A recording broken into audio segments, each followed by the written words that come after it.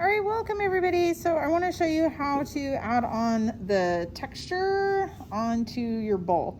So I am making a set. I am going to make a bowl that's going to match this cup right here. So you can see on my design page that I have this basic tumbler design, and then here is how I've decided I'm going to do my bowl design. So one thing to keep in mind is this is what it looks like upside down. So this is where my name's gonna go right here.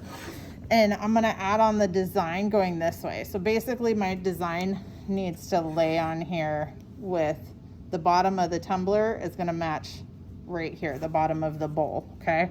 So the first thing that I need to do is I need to kind of divide up this space. So on my picture, I have 5 of the little negative space areas. So this little negative space thing. So I could do that. I could do 3, I could do whatever. But basically what I'm gonna do is I'm gonna take a piece of string. Now, some people can just eyeball this and that's totally fine. Like me as the instructor, I can eyeball this and I can make it like super close. But usually for students, it works a little better if you have some way of measuring.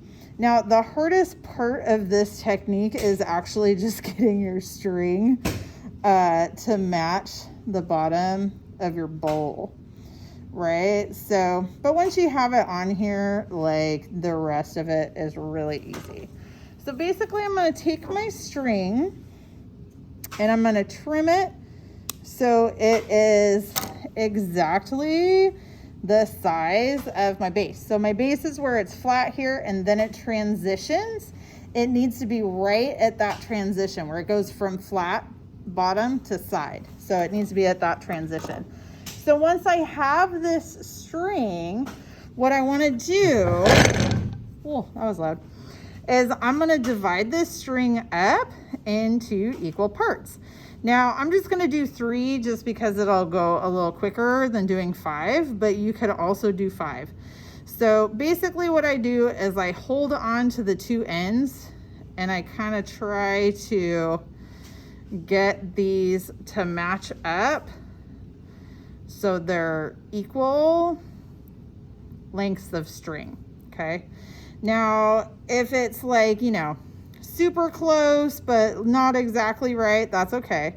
Now, like I said, my string, sometimes it helps if you get the string wet. Like if you're struggling with it wanting to curl like that, sometimes getting the string wet actually helps, or just letting it uncurl really helps as well. Okay, so this looks pretty equal, right? Like that.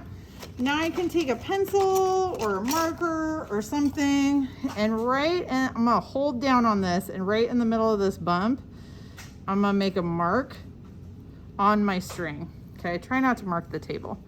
And then I'm gonna do the same thing over here. I'm gonna try to mark on my string. So now I have 3 sections, right? So I could do the same thing with 5. Like I said, if you get the string just a little bit wet so it sticks to the table a little bit better, that actually can be kind of nice. So now I'm gonna set this back on that same edge, and you can see where I made the, marks, right? So we'll tuck this back in. Make sure it's all nice and even. Okay, so once you have this on here and you have where your marks are gonna go, you can use your needle tool to just make a little spot like that. Now, if you can eyeball it like I can, then do that. But if you're not good at making these little sections even, that is how you get a section to be even. So now that you have that, you want to match this design. So now for me, I want to have my, you know, little loopy thing like this, have the negative space and stuff in it. And I have a curvy edge right here. So I want to make sure that my curvy edge is the same on all of them. So I can still use that same piece of string and I can line it up at the base. And this time I don't have to mark it. I can just use my finger to mark it, and I can be like, okay, here's where I want, I can make a little mark. Here's where I want the base of my little swoosh. And then I can use that same spot, make a little mark. Here's where I want the base of my swoosh. Right? And you go all the way around, make a little mark. So now I have a mark where each of my swooshes is going to be. That's the pointy bit of my swoosh, because remember, we're working upside down. And now I want to know where the base of my swoosh is going to go. So same thing, I'm just going to change where my finger is. I'm going to be like, okay, that's going to be the base of my swoosh. And if you don't like something, just change it, right? As long as it's still clay. Now I'm working directly on the mold, but you don't have to do that. You could, if yours had to come off the mold because it was the end of class, then that is fine. You can do this while you're holding, holding on to it. If you set it on the lip on the table, you just got to be really careful, right? It is easier if it's on the mold still, just for this first bit. Adding on the texture, if it's already taken off, it's totally fine.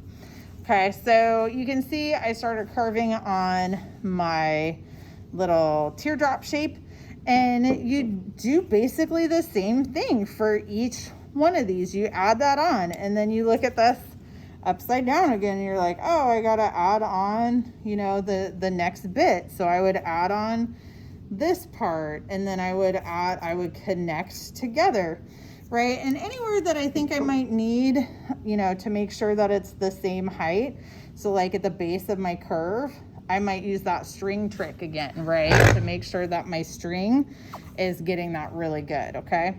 So if you can get the basic outline, so like this part of the outline on there at the beginning while it's still on the mold, that's super helpful. If not, we can still make it work once it's off. It's the same process, just you have to be more careful when you're pushing on it because you won't have the support from the inside. So make it a good day, try stuff out. If it doesn't work, fix it. Thanks, everybody.